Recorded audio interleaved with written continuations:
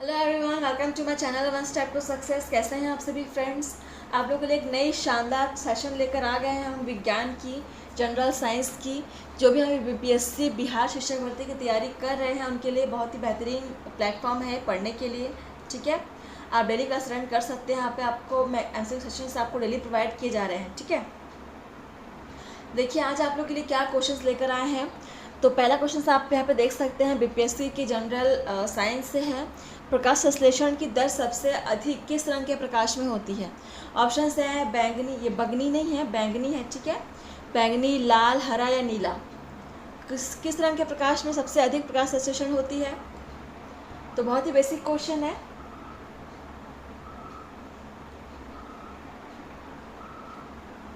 लाल रंग में। ठीक है, ऑप्शन बी इज करेक्ट। चलिए अगला क्वेश्चन देखिए।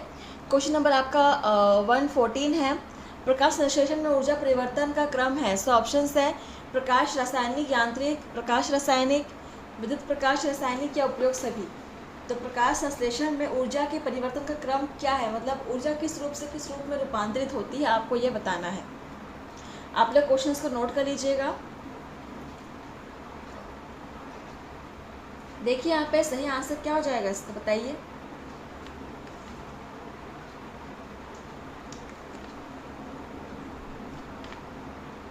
सो फ्रेंड्स, सही आंसर क्या हो जाएगा आपका, प्रकाश ऊर्जा से रासायनिक ऊर्जा में परिवर्तन होता है ऊर्जा का। ठीक है, so option B is correct. देखिए अगला क्वेश्चन नंबर 115 क्या है। क्लोरोफिल निर्माण के लिए आवश्यक तत्व है। सो ऑप्शन है यहाँ पे कैल्शियम, लोहा, मैग्नीशियम, जिंक या उपरोक्त सभी। तो क्लोरोफिल निर्माण के लिए आवश्यक तत्व क्या है, दिए हुए हैं ऑप्शंस में, आप आंसर करेंगे।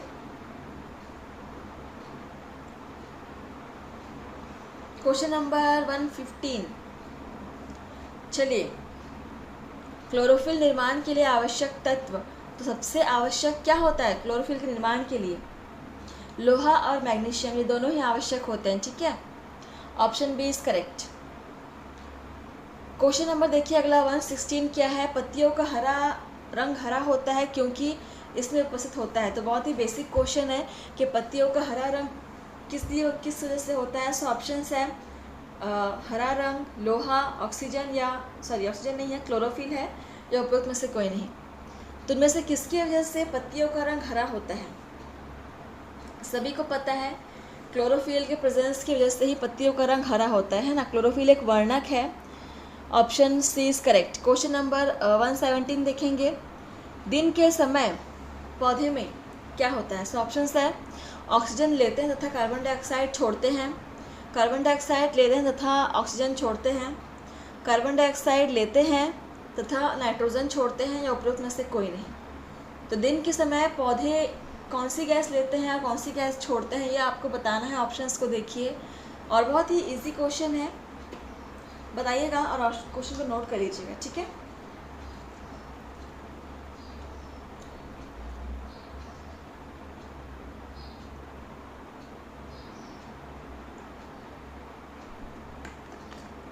जो भी यहाँ पे नए हैं उनसे अनुरोध है कि आप क्लास को सब्सक्राइब कर लीजिए।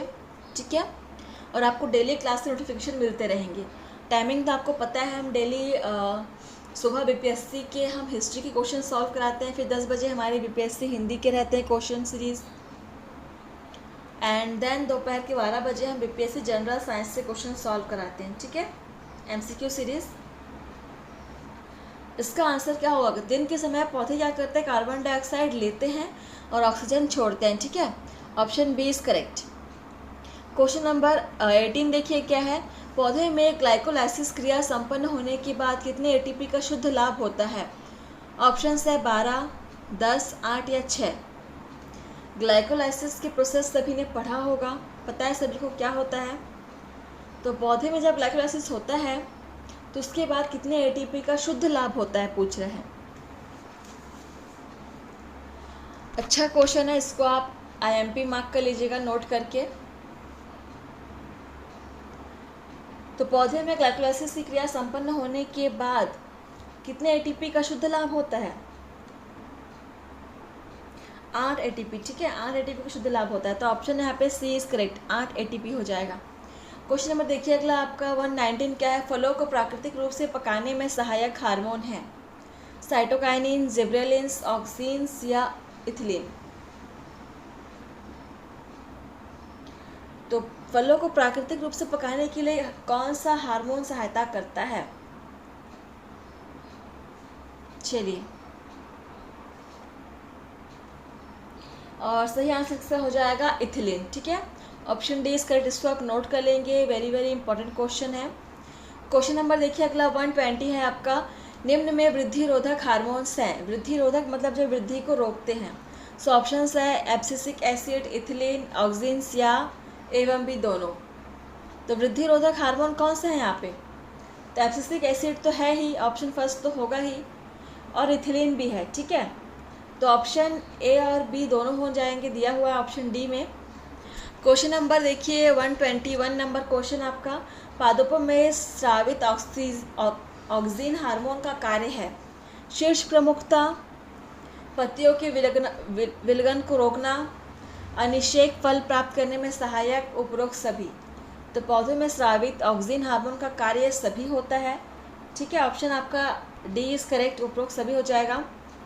देखिए अगला क्वेश्चन क्या है, मोज़ैक रोग किस पौधे में होता है? मोज़ैक रोग आप लोगों ने सुना होगा, है ना? तो किस पौधे में होता है? ऑप्शंस है आलू, तंबाकू, केला या गेहूँ। नोट करेंगे, बहुत ही इंपॉर्टेंट है।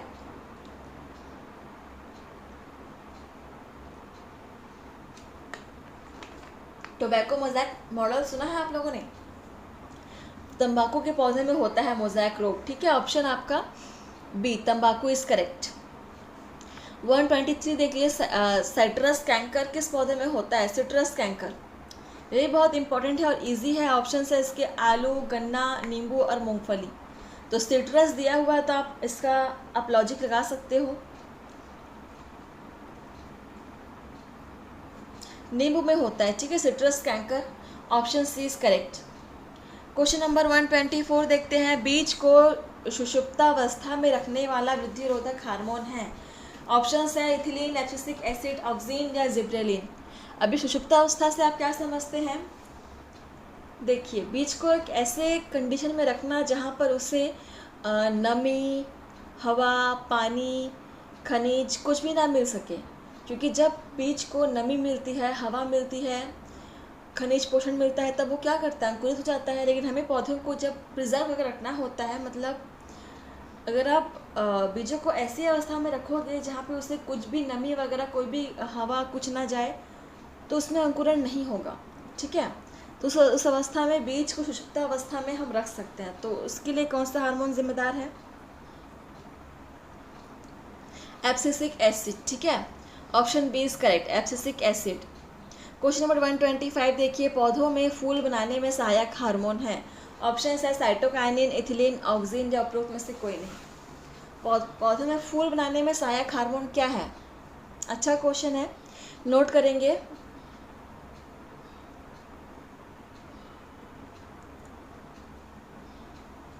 तो पौधों में फूल बनाने में सहायक हार्मोन आपका होता है साइटोकाइनिन। ठीक है, option first is correct, note कर लेंगे साइटोकाइनिन। क्वेश्चन नंबर 126 देखिए, किस पौधे निम्न में से कौन सा पौधा कंपाणु कंचनी गति दर्शाता है? ऑप्शन है लौकी, सरसों, छुई मुई या अमरबेल। कंपाणु कंचनी कौन दर्शाता है गति? लौकी, सरसों, छुई मुई या अमरबेल। क्वेश्चन को नोट कर लीजिएगा। तो कंपाणु कुंचनी जो गति होती है वो कौन से पौधे में दिखती है आपको? छुई मुई के पौधे में। ठीक है, छुई मुई, option C is correct. Question number 127 है, बंकी टॉप रोग किस पौधे में होता है? बंकी टॉप। सो ऑप्शन है तंबाकू, नींबू, सरसों या केला। किस पौधे में होता है बंकी टॉप रोग?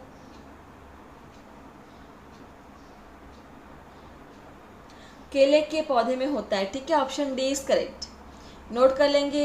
इतने सारे जो डिजीज़ हमने बताए हैं प्लांट्स के, वो सारे के सारे मोस्ट इंपॉर्टेंट हैं, इनको आप बिल्कुल नोट करेंगे और डेली आप लोग रिवाइज करेंगे। ठीक है, क्वेश्चन नंबर 128 देखिए, धान में खैरा रोग किस खनिज की कमी से होता है? खैरा रोग धान का तो किस खनिज की कमी से होता है? ऑप्शन है सोडियम, अमोनिया, जिंक और मॉलिब्डेनम। तो ये खैरा रोग जो धान में होता है वो जिंक की कमी से होता है, ठीक है, option C is correct. Question number 129 देखिए, पारिस्थितिकी तंत्र शब्द का प्रयोग सर्वप्रथम किस वैज्ञानिक ने किया था? Norman Borlaug, KP Maheshwari, Tansley या केसी मेहता? सभी को इसका आंसर पता है। पारिस्थितिकी तंत्र शब्द का प्रयोग सर्वप्रथम टेंसले नामक वैज्ञानिक ने किया था, ठीक है, option C is correct. Question number आपका 130 देखते हैं क्या है। पर्वतीय भागों में किस प्रकार की खेती सर्वोत्तम मानी जाती है? पर्वतीय भागों की बात कर रहे हैं। ऑप्शन है कंटूर खेती, सोपानवत खेती, झूम खेती या पट्टीदार खेती। तो पर्वतीय भागों में फ्रेंड्स आप कैसी खेती सबसे अच्छी मानी जाएगी? कंटूर खेती, ठीक है, कंटूर खेती, option first is correct, note कर लेंगे इसको। क्वेश्चन नंबर देखिए अगला 131 है आपका, भूमि के संरक्षण के लिए निम्न में से कौन सी विधि अपनाई जानी चाहिए? ऑप्शन है कंटूर खेती, वनीकरण, पट्टीदार खेती या यह सभी। तो भूमि के संरक्षण के लिए जो सबसे अच्छी विधि है वो कौन सी अपनाई जानी चाहिए?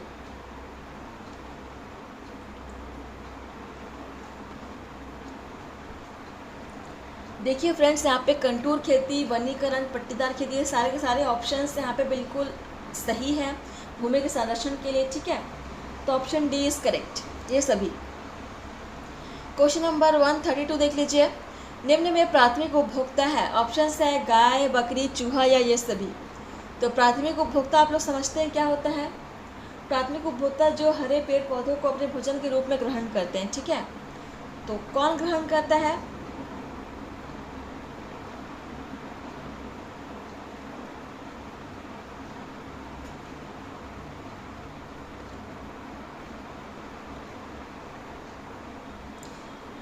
देखिए यहाँ पे आप लोग को डाउट हो रहा हो कि बकरी और चूहा, सॉरी बकरी और गाय तो है जो हरे पौधे को खाते हैं, लेकिन चूहे को आप लोग सोच रहे होंगे, चूहा भी उत्पादक के अंदर ही आता है, ठीक है। सो आपका ऑप्शन ए, बी और सी तीनों ही सही हो जाएंगे, ऑप्शन डी आपका सही होगा, ठीक है, ये सभी। क्वेश्चन नंबर 133 देखिए, तृतीयक उपभोक्ता वे कहे जाते हैं जो, तृतीयक उपभोक्ता कौन कहे जाते हैं? ऑप्शन है स्वयं अपना भोजन बनाते हैं, जो दूसरों का भोजन छीन कर खाते हैं, द्वितीयक उपभोक्ता को खाते हैं तथा मांसाहारी होते हैं, या उपरोक्त में से कोई नहीं। बहुत ही अच्छा क्वेश्चन है, बेहतरीन क्वेश्चन है। तृतीयक उपभोक्ता किसे कहते हैं? तो तृतीयक उपभोक्ता जो होते हैं वो द्वितीयक उपभोक्ता को खाते हैं तथा मांसाहारी होते हैं, ठीक है, ऑप्शन सी इज करेक्ट।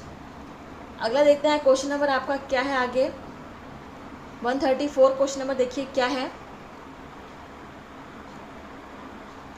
पारिस्थितिकी में उत्पादक उन्हें कहा जाता है जो, ऑप्शन है अपना भोजन स्वयं नहीं बनाते हैं, अपना भोजन स्वयं बनाते हैं, जो प्राथमिक उपभोक्ता होते हैं, जो अपशिष्टों को अपघटित करके अकार्बनिक तत्वों में बदल देते हैं। तो उत्पादक किसे कहते हैं? उत्पादक 134, जो अपना भोजन स्वयं बनाते हैं उन्हें उत्पादक कहते हैं, ठीक है, और ये होते हैं plants, option B is correct. Question number 135 देखिए, निम्न में से कौन सी गैस वायु प्रदूषण नहीं करती है? तो नहीं करती है पूछ रहा है, ठीक है, ऑप्शन है sulphuric oxide, carbon monoxide, CNG या उपरोक्त में से कोई नहीं। तो इनमें से कौन सी गैस है जो वायु प्रदूषण नहीं करती?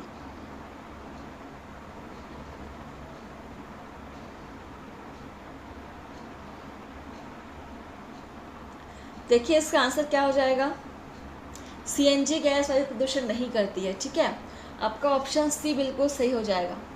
चलिए क्वेश्चन नंबर 136 देखते हैं क्या है। निम्न में से किस तिथि को विश्व पर्यावरण दिवस मनाया जाता है? बहुत ही इम्पॉर्टेंट है ये, इसको आप मार्क करेंगे। ऑप्शन है 5 जून, 11 जून, 10 दिसंबर या 23 दिसंबर। विश्व पर्यावरण दिवस कौन से डेट को हम मनाते हैं? इसका आंसर सभी को पता है, 5 जून होगा, option first is correct.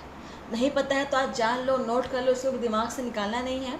Question number 137, मृदा अपरदन का मुख्य कारण है, ऑप्शन है अतिचारण, वनोन्मूलन, भूस्खलन या ये सभी। तो मृदा अपरदन का प्रमुख कारण क्या है? तो फ्रेंड्स ये सभी कारण है मृदा अपरदन के, ठीक है। ऑप्शन आपका डी इज करेक्ट। अगला क्वेश्चन 138 देखते हैं, अम्ल वर्षा का कारण है। तो अम्ल वर्षा में कौन कौन सी गैस आपस में क्रिया करते हैं देखते हैं।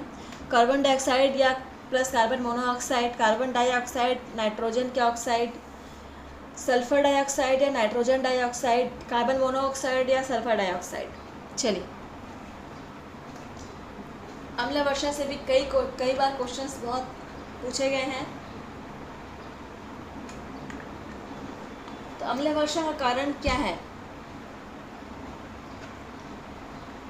सल्फर डाइऑक्साइड और नाइट्रोजन के ऑक्साइड, ठीक है। Option C is correct. Question number अगला देखिए क्या है आपका 139 नंबर क्वेश्चन है, ईसीजी का प्रयोग किस रोग के इलाज के लिए किया जाता है? ऑप्शन है गुर्दे की खराबी, हृदय की कमजोरी, मस्तिष्क की बीमारी या उपरोक्त में से कोई नहीं। ईसीजी का प्रयोग किस रोग के इलाज के लिए करते हैं? किसी ने करवाया है ईसीजी का प्रयोग? आपकी फैमिली में अगर किसी ने करवाया होगा तो पूछिएगा। देखिए, जो ईसीजी का प्रयोग होता है वह आपकी हृदय की कमजोरी की जानकारी के लिए उसका उपयोग करते हैं, ठीक है। ऑप्शन बी इज करेक्ट, हृदय की कमजोरी के लिए। क्वेश्चन नंबर आपका 140 है और आज का ये लास्ट क्वेश्चन है सेशन का। देखिए क्या है, शरीर के भीतर रक्त नहीं जमता है क्योंकि शरीर में उपस्थित रहता है। तो शरीर में क्या हो जिसकी वजह से रक्त नहीं जमता? ऑप्शन है हिपेरिन, फाइब्रिन, प्लाज्मा या हीमोग्लोबिन। तो हमारे खून में ऐसा क्या होता है जिसकी वजह से हमारे शरीर के अंदर ब्लड नहीं जमता? तो हमारे खून के अंदर, हमारे ब्लड के अंदर हिपेरिन नामक एक पदार्थ होता है जिसकी वजह से हमारे शरीर में ब्लड नहीं जमता है, ठीक है। Option first is correct. और सेशन आपका यहीं पर समाप्त होता है फ्रेंड्स। तो चलिए, आप लोग बताइएगा हमें कमेंट करके आपने कितने आंसर सॉल्व किए हैं, ठीक है। तो आज के लिए बस इतना ही। धन्यवाद। आप लोग ऐसे ही पढ़ते रहिएगा। Thank you.